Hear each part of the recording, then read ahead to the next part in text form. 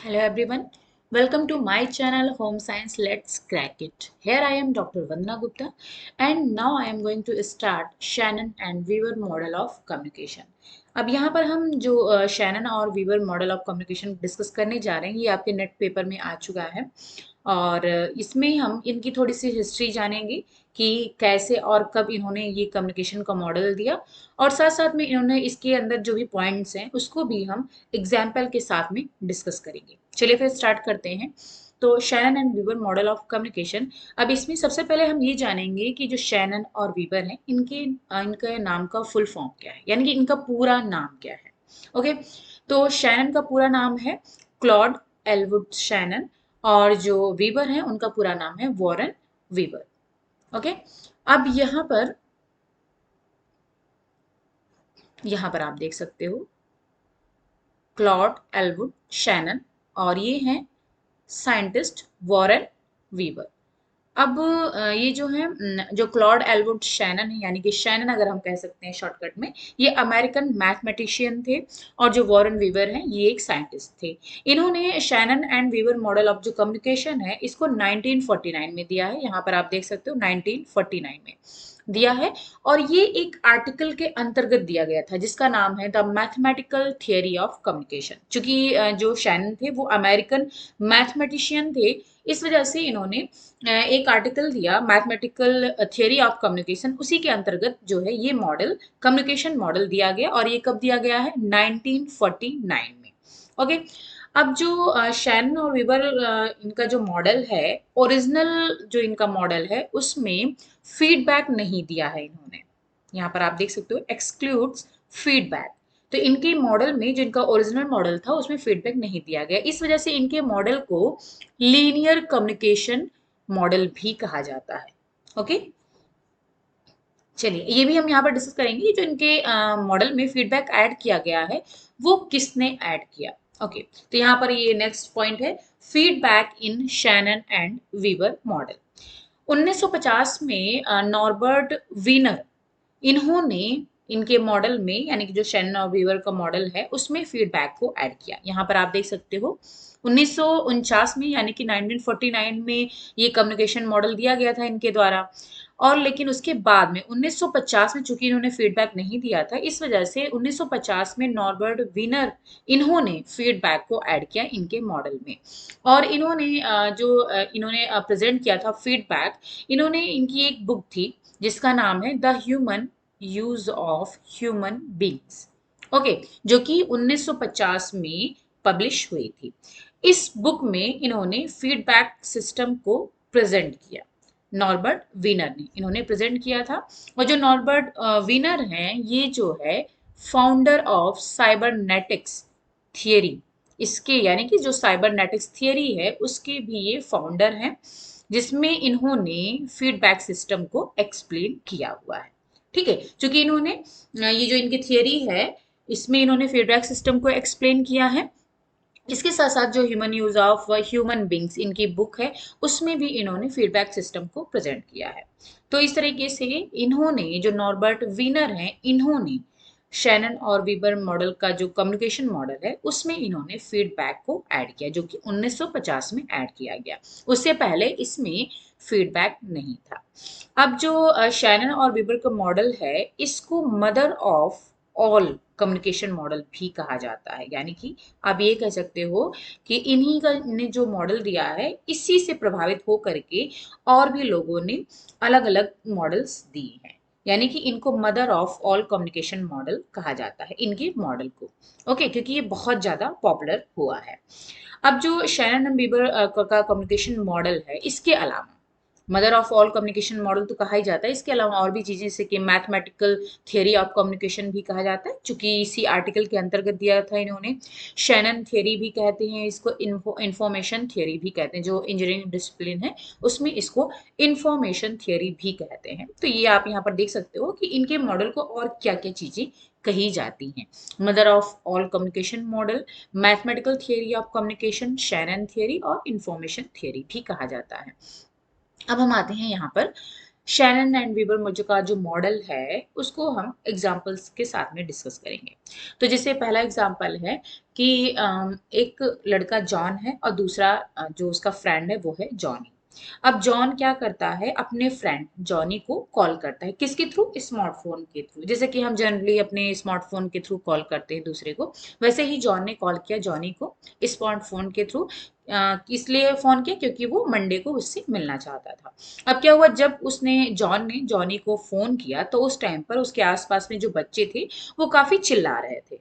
ठीक है, इस वजह से क्या हुआ कि जो जॉनी था वो जो जॉन कहना चाह रहा था उसको सही से नहीं सुन पाया। ओके, अब यहाँ पर हम आपको बताएंगे कि इसमें सोर्स ऑफ कम्युनिकेशन कौन है और सेंडर कौन है, रिसीवर कौन है, इसके बारे में। ठीक है, तो अब यहाँ पर जॉन ने चूंकि कॉल किया है तो जॉन क्या है, ये सोर्स ऑफ कम्युनिकेशन हो गया क्योंकि वही इंफॉर्मेशन दे रहा है, तो वही स्रोत हुआ इंफॉर्मेशन का। ठीक है, तो वो सोर्स ऑफ कम्युनिकेशन हो गया जो कि क्या कर रहा है, मैसेज को जनरेट कर रहा है। ठीक है, क्योंकि उसी के द्वारा मैसेज जा रहा है।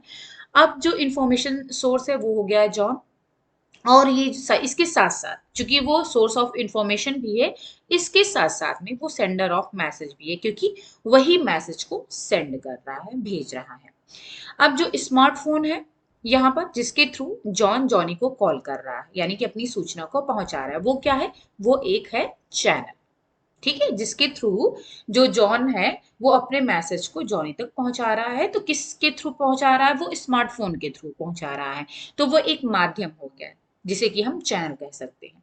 तो स्मार्टफोन चैनल हो गया।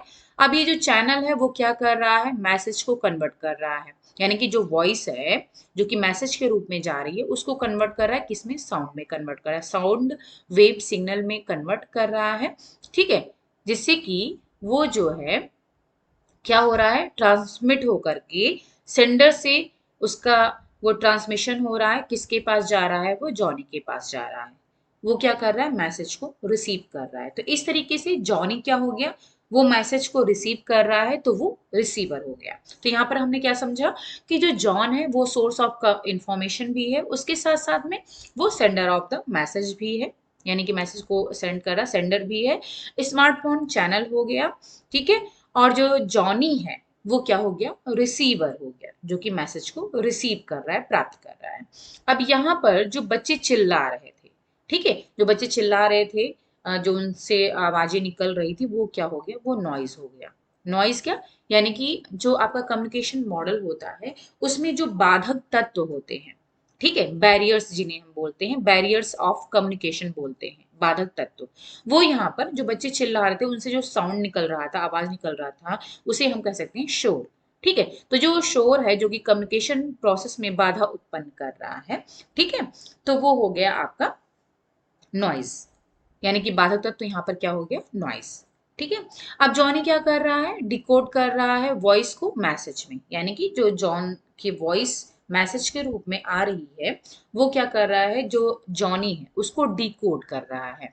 ठीक है, मैसेज को मतलब वॉइस को जो कि मैसेज के रूप में है उसको डिकोड कर रहा है। तो इस तरीके से जो जॉनी है वो क्या है, वो रिसीवर है, और साथ साथ में वो जो है डेस्टिनेशन ऑफ द मैसेज भी है, क्योंकि वही डेस्टिनेशन है, क्योंकि अब डेस्टिनेशन का मतलब है कि जहां जिसके पास मैसेज पहुंच रहा है, तो जॉनी के पास मैसेज पहुंच रहा है, तो इस तरीके से वो डेस्टिनेशन भी है और साथ साथ में वो रिसीवर भी है। ओके, आई थिंक आपको समझ में आ गया होगा। अब यहाँ पर एक दूसरा एग्जाम्पल है वो भी हम डिस्कस कर लेते हैं। अब जैसे मान लीजिए लेक्चर, अब यहाँ पर हम लेक्चर दे रहे हैं, चूंकि ये क्लासरूम तो नहीं है, लेकिन हाँ जिसे हम जूम वर्चुअल मीटिंग प्लेटफॉर्म जो होता है, जूम ऐप होता है, उसके थ्रू हम लेक्चर देते हैं। तो अब क्या हो रहा है कि एक लेक्चर ऑनलाइन क्लास कंडक्ट की जा रही है जो कि जूम वर्चुअल मीटिंग प्लेटफॉर्म के थ्रू कंडक्ट की जा रही है। अब यहाँ पर क्या हो रहा है, जो स्टूडेंट हैं वो लेक्चर को प्रॉपरली सुन नहीं पा रहे, क्यों नहीं सुन पा रहे हैं, क्योंकि वहां पर बारिश हो रही है। ठीक है, अब जो बारिश हो रही है उसकी वजह से जो आवाज निकल रही, जो साउंड आ रहा है, उसकी वजह से बच्चे लेक्चर को प्रॉपरली नहीं सुन पा रहे हैं। तो इसको हम कह सकते हैं जो बारिश हो रही है उससे जो शोर हो रहा है, जो आवाजें आ रही, उसको हम कह सकते हैं फिजिकल नॉइज इन कम्युनिकेशन, यानी कि ये भी एक बाधक तत्व है। अभी इसके पहले जो हमने एग्जाम्पल देखा उसमें क्या था, उसमें जो बच्चे शोर कर रहे थे उनसे जो नॉइज आ रही थी वो बाधक तत्व था। और यहाँ पर क्या है, जो बारिश हो रही है वो है बाधक तत्व, ठीक है, जिससे कि बच्चे लेक्चर को नहीं सुन पा रहे हैं। तो यहाँ पर हम, चूंकि जो बारिश हो रही है ये फिजिकल है, इस वजह से इसको हम फिजिकल नॉइज कह सकते हैं। ओके, अब यहाँ पर जो लेक्चर है वो है सोर्स ऑफ इंफॉर्मेशन, ठीक है। और जो जूम मीटिंग है, यानी कि जूम ऐप के थ्रू ही लेक्चर पहुंच रहा है स्टूडेंट तक, तो वो क्या हो गया, वो चैनल ऑफ कम्युनिकेशन हो गया, ठीक है, यानी कि माध्यम हो गया, जो क्या कर रहा है, मैसेज को ट्रांसमिट कर रहा है, किस में, सिग्नल में, जिससे कि वो स्टूडेंट को कन्वे हो सके, यानी कि स्टूडेंट तक मैसेज, लेक्चर जो मैसेज है जो लेक्चर के फॉर्म है वो स्टूडेंट तक पहुंच सके। अब जो स्टूडेंट है वो क्या कर रहे हैं, मैसेज को रिसीव कर रहे हैं, ठीक है, किसके थ्रू, स्मार्टफोन के थ्रू रिसीव कर रहे हैं या फिर कंप्यूटर के थ्रू, क्योंकि जो जूम ऐप है वो कंप्यूटर पर भी चलता है और स्मार्टफोन में भी चलता है, तो दोनों के थ्रू, जिसके पास कंप्यूटर है वो उसके थ्रू मैसेज को रिसीव कर सकता है, जिसके पास स्मार्टफोन है वो स्मार्टफोन के थ्रू मैसेज को रिसीव कर सकता है। ओके, तो अब यहाँ पर क्या है, ये जो है, जो स्टूडेंट हैं वो क्या है, वो रिसीवर है मैसेज की, क्योंकि वो मैसेज को रिसीव कर रहे हैं। और जो रेनिंग साउंड है वो नॉइज हो गया, जो कि क्या कर रहा है, स्टूडेंट को डिस्ट्रैक्ट कर रहा है, लेक्चर को करेक्टली सही तरीके से सुनने में उसको डिस्ट्रैक्ट कर रहा है, इस तरीके से वो आपका फिजिकल नॉइज हो गया। ओके, तो आई थिंक आपको यहाँ पर समझ में आ गया होगा। चलिए, अब आते हैं इसका एक्सप्लेनेशन की बात अगर हम करें तो इसमें जो है 6 एलिमेंट्स होते हैं। जो शैनन और बीबर का कम्युनिकेशन मॉडल है उसमें 6 हैं आपकी एलिमेंट्स। ओके,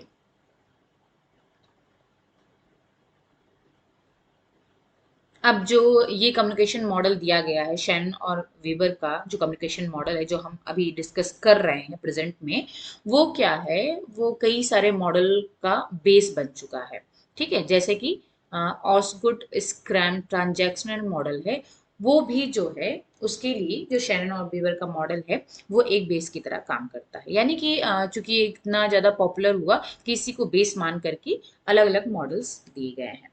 अब यहाँ पर 6 एलिमेंट्स होते हैं इनके मॉडल की। पहला है इंफॉर्मेशन सोर्स, जो कि अभी हमने एग्जाम्पल के थ्रू डिस्कस किया है।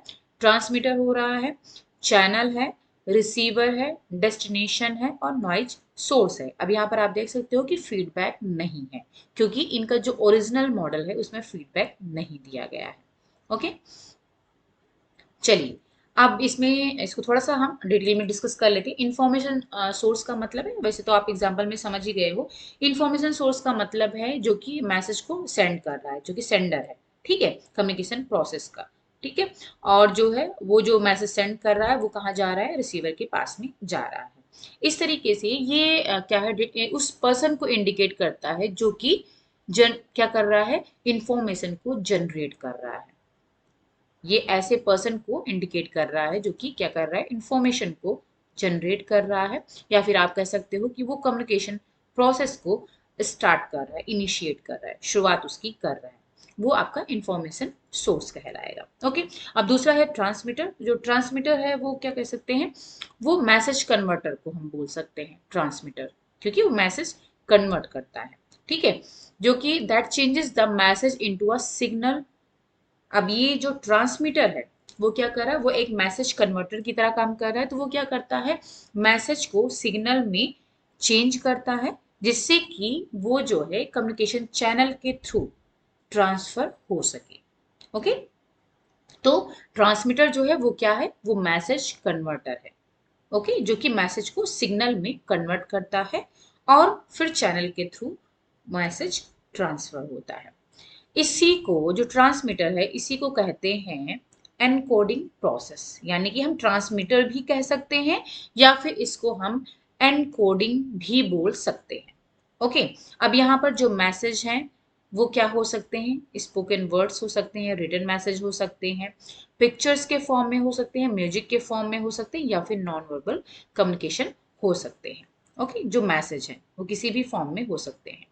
फिर आता है चैनल। अब चैनल जो है एक माध्यम है जो कि क्या कर रहा है, मैसेज को कन्वे कर रहा है सेंडर से रिसीवर को, यानी कि जो मैसेज सेंड कर रहा है और जो मैसेज को प्राप्त कर रहा है, दोनों के बीच में एक माध्यम का काम करता है चैनल। अब जो है, जो कम्युनिकेटर है वो यूटिलाइज डिस्टिंग्विश्ड चैनल, यानी कि जो कम्युनिकेटर है जो मैसेज को कन्वे कर रहा है, यानी कि जो सेंडर है, वो क्या करता है, वो कई तरीके के चैनल का यूज कर सकता है। जैसा उसका कम्युनिकेशन जो प्रोसेस है, यानी कि जिस तरीके का वो कम्युनिकेट करना चाह रहा है, कम्युनिकेशन देना चाह रहा है, वो जो है उसी के आधार पर अपने चैनल को चूज करता है। अब यहाँ पर क्या क्या चीजें हो सकती हैं चैनल में? एक तो ह्यूमन सेंसेस हो सकते हैं, रेडियो हो सकता है, टेलीविजन हो सकता है, न्यूज़पेपर के थ्रू हो सकता है, इलेक्ट्रॉनिक टूल्स हो सकती हैं, सोशल मीडिया हो सकता है, या फिर और भी बहुत सारी चीजें हैं जिनके थ्रू जो सेंडर है वो अपने मैसेज को लोगों तक, यानी कि जो रिसीव कर रहा है मैसेज को, वहां तक वो अपने मैसेज को कन्वे कर सकता है। तो जो ये radio, television, newspaper, electronic tools हैं, सोशल मीडिया है, ह्यूमन सेंसेस हैं, ये सब आपके चैनल हैं। ओके। फिर आता है रिसीवर। अब रिसीवर वे लोग होते हैं जो क्या करते हैं, जो सिग्नल को, जो मीनिंगफुल सिग्नल को जो कि ट्रांसमीटर के द्वारा कन्वर्ट किया जा रहा है सिग्नल में, उस सिग्नल को क्या कर रहे हैं, कन्वर्ट कर रहे हैं। किसमें कन्वर्ट कर रहे हैं? मीनिंगफुल मैसेज में। ओके। तो रिसीवर का ये काम होता है।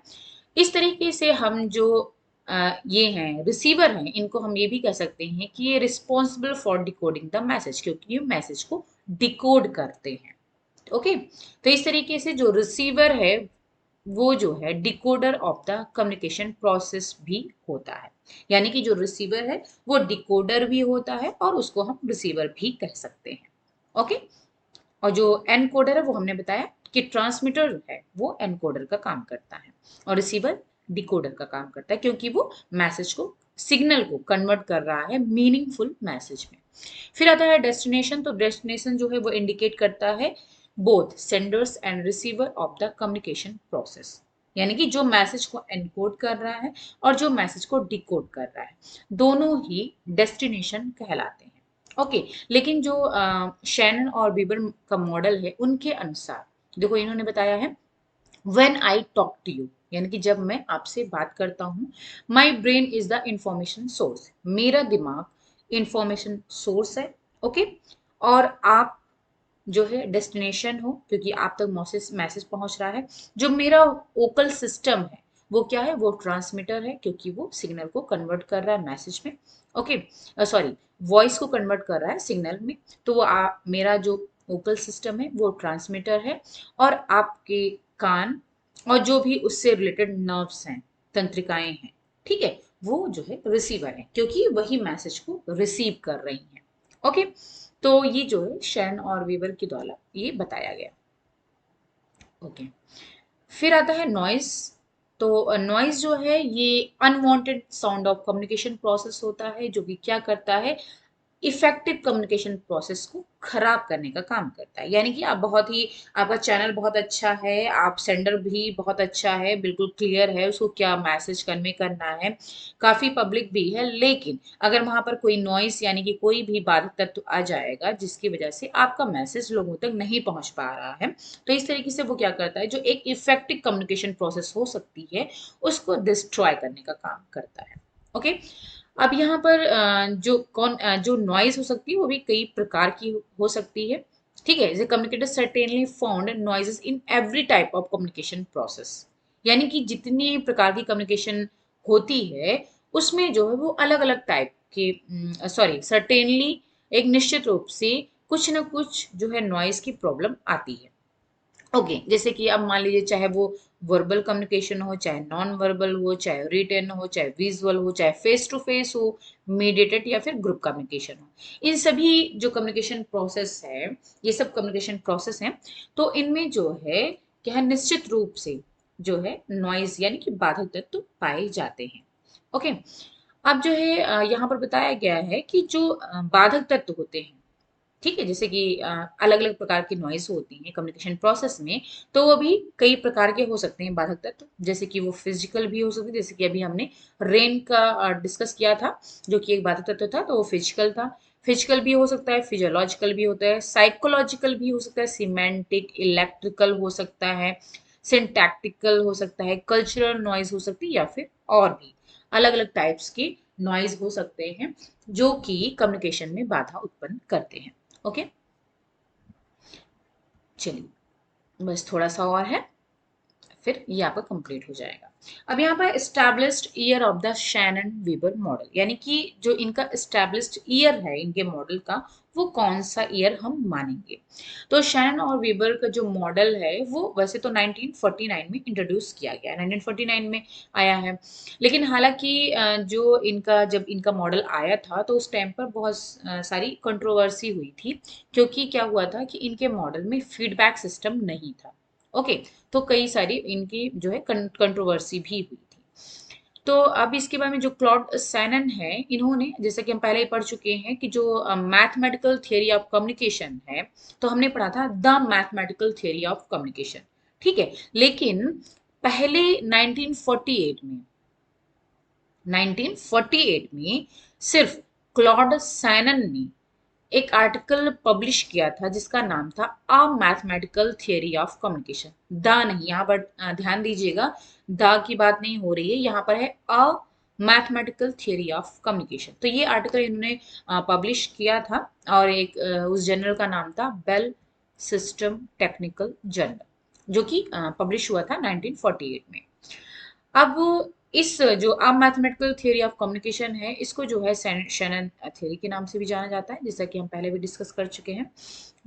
ओके, फिर उसके बाद में जो वॉरेन वीवर थे, इन्होंने दोबारा से इसको रीपब्लिश किया, ठीक है। जो ये आर्टिकल है अभी हमने पढ़ा a mathematical theory of communication, इस आर्टिकल को जो कि शैनन ने पब्लिश किया था 1948 में, उसी आर्टिकल को वॉरेन वीवर ने दोबारा से पब्लिश किया, जिसे कि हम रीपब्लिश बोल सकते हैं, और दोबारा से पब्लिश किया इसको 1949 में।